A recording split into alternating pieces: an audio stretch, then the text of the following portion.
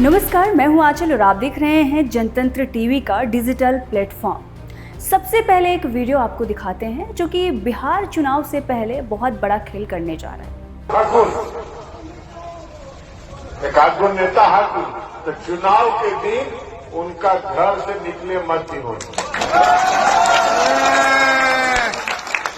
उनका घर में पैक कर दी।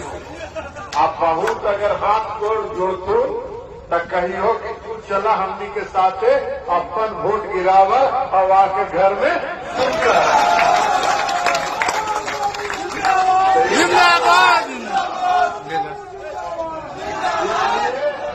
इसलिए आज से सब लोग कमान संभाल और कमान संभाल के चुनाव में अब समय नहीं। आपने ये वीडियो देखा। इस वीडियो में ललन सिंह हैं जो कि जेडीयू के नेता हैं और जाना माना चेहरा है इस वक्त एनडीए के, और वो ये कह रहे हैं कि जो आपके विरोधी हैं उन लोगों को घर से वोट डालने निकलने नहीं देना है।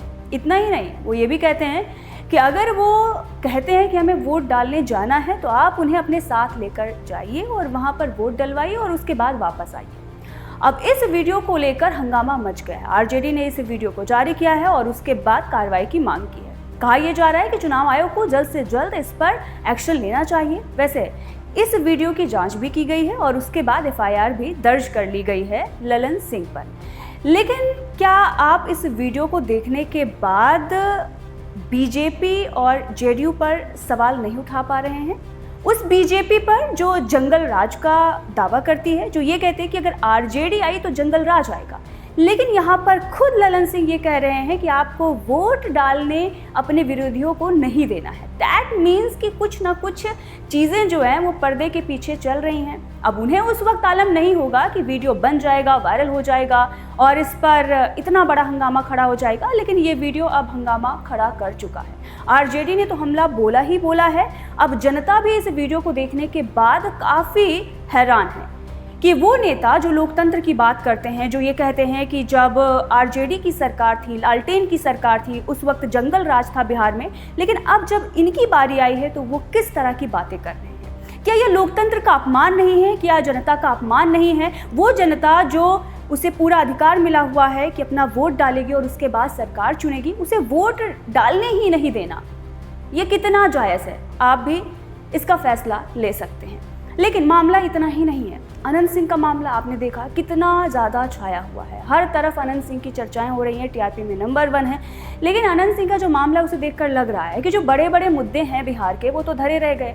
अब ये चुनाव से पहले मुद्दे खड़े किए गए हैं, ये नकली मुद्दों पर ही चुनाव चल रहा है। अनंत सिंह पर चर्चाएँ हो रही हैं, अनंत सिंह और दुलार चंद यादव की बातें हो रही हैं। जनता भी दो खेमे में बट गई है। एक तरफ दुलार चंद यादव के लिए न्याय की मांग की जा रही है तो दूसरी तरफ कहा जा रहा है कि सत्यमेव जयते और अनंत सिंह को झूठा फंसाया गया है।